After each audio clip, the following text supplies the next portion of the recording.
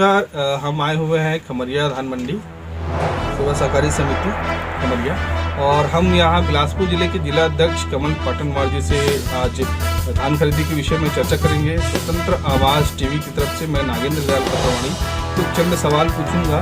वो समिति के संदर्भ में होंगे और किसानों के हित में होंगे। शासन से उन्होंने क्या मांग रखी है और वर्तमान में धान खरीदी की किस तरह की स्थिति है, उसकी जानकारी लेने के लिए आइए मिलते हैं कमल पाटनवार जी से और चर्चा करते हैं कि क्या स्थितियाँ हैं अभी।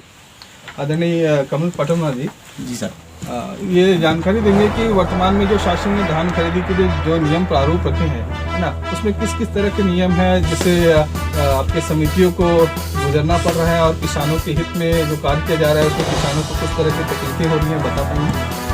शासन की जो नियम है, छत्तीसगढ़ शासन का जो महत्वपूर्ण योजना है धान खरीदी का, धान खरीदी एक ऐसा योजना है जो सरकार से शासन संचालित होती है। शासन का मुख्य महत्वपूर्ण योजना में ये है कि धान हम सरकार शासन से खरीदते हैं 17% नमी के अनुसार से किसानों के माध्यम से।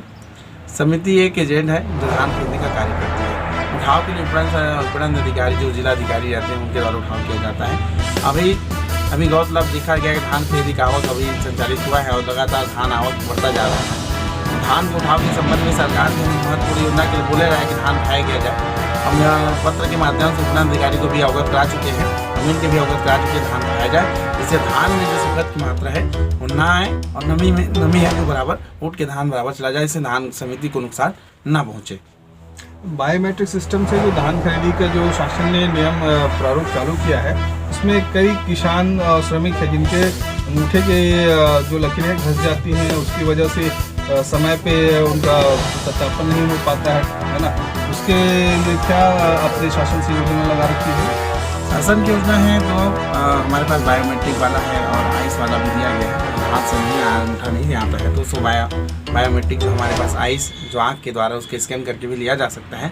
उससे भी नहीं आएगा तो ट्रस्ट पर्सन ने कभी जोड़ा नहीं गया है, लेकिन थर्ड पर्सन को जोड़ना जरूरी है जो कि नोडल अधिकारी रहते हैं। जैसे हमारे पास पिछले वर्ष हमारे पास जो नोडल अधिकारी थे किसी सारा अधिकारी को बनाया गया था, उसी को फिर इस साल जोड़ा जाए क्योंकि बहुत सारी परेशानियाँ आएंगी। क्योंकि जो है स्कैन नहीं होने के कारण उसके ऑप्शन में हमारे पास कुछ ऑप्शन नहीं है। क्योंकि धान खरीदी का नियम है कि अगर दो किसानों का अगर अंगूठा नहीं आता या आइस नहीं आता तो उसके लिए थर्ड पर्सन जरूरी है और थर्ड पर्सन के लिए ये ऑप्शन जरूरी है और जोड़ना चाहिए। सरकार हमारी यही मांग है कि उसको जोड़ा जाए। सुखद के विषय में जैसे आपने जानकारी दी है, सुखद के विषय में ये प्राकृतिक सत्य है कि कोई भी चीज़ अगर गीला रहेगा, नमी रहेगा तो वो समय के साथ वो सूखता जाता है। तो शासन ने एक निर्देश जारी किया है कि आपको इतना ही मात्रा में धान लेना है। तो जब इतने मात्रा में धान लेते हैं और वो धान सूख कर कमी आ जाएगी तो शासन उस कमी को कैसे पूर्ति करेगा? क्या आपको अतिरिक्त जानकारी दी गई है कि आपने अतिरिक्त व्यवस्था बना रखी है? ऐसे कोई जानकारी शासन के द्वारा नहीं दिया गया क्योंकि 17% नमी से खरीदवाया तो जरूर जाता है धान, लेकिन आज तक धान जब उठाव किया जाता है तो 12% 10% तक धान चली जाती है, जिसके कारण हमारे पास एक पैड में 750 ग्राम धान सूखता है। ये शुरू से ही नियम है और कृषि विभाग का ये प्रमाण है।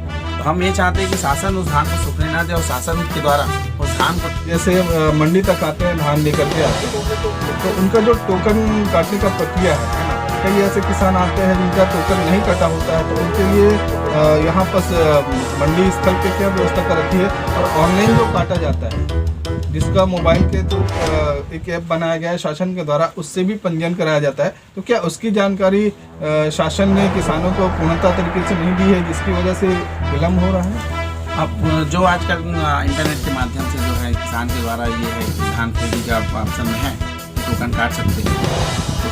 टोकन वाला सिस्टम चल रहा है शासन के पास है कि किसान जो अपना टोकन काट सकता है अपने मोबाइल में। दूसरी व्यवस्था ये एक हफ्ता जैसे किसान आता है हमारे पास और एक हफ्ता उनके पास समय रहता है कि आज जैसे टोकन कटवाया नहीं आएगा तो आज ही के दिन उसको टोकन प्राप्त होगा।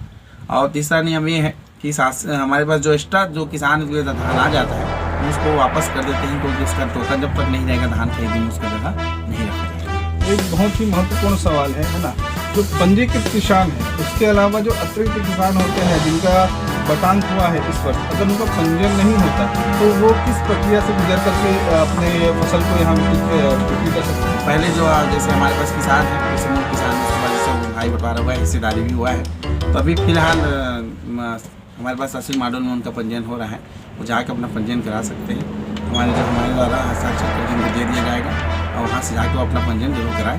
यह भी चल रहा है कुछ दिन अपनी हमने वर्तमान समय में कई मंडियों का भ्रमण किया और वहाँ जानकारी ली ना। आपका जो सर्वर है यानी डिजिटल माध्यम है वो कहीं कहीं बहुत स्लो की स्थिति में चल रहा है। उसके कारण क्या होता है, किसानों को पंजीयन करने में दिक्कत होती है। तो शासन उसके लिए क्या व्यवस्था दुरुस्त करके रखी है? अभी तक शासन के द्वारा जो नियम चल रहा है कि हमारे वजह सर्वर का सिस्टम इस बार चला रहे हैं, लेकिन जब तक सिस्टम वही है जो चल रहा है, सरकार को हम चाहिए कि उसको ऑफलाइन या ऑनलाइन के माध्यम से पहले ऑफलाइन खेती कर ले, फिर ऑनलाइन के माध्यम से उसको लास्ट में ऑनलाइन किया जाए। क्योंकि बहुत जगह ऐसा जगह है जहाँ जैसे वहाँ पर जंगल क्षेत्र है जहाँ पर आज तक सर्वर या नेटवर्क की प्रॉब्लम होती है और समस्याएँ चलती रहती हैं। इसके लिए बहुत ज़रूरी है कि ऑफलाइन जिस पिछले साल हर पुराने वर्षों में चला आ रहा था उसको फिर से किया जाए और नया सिरे से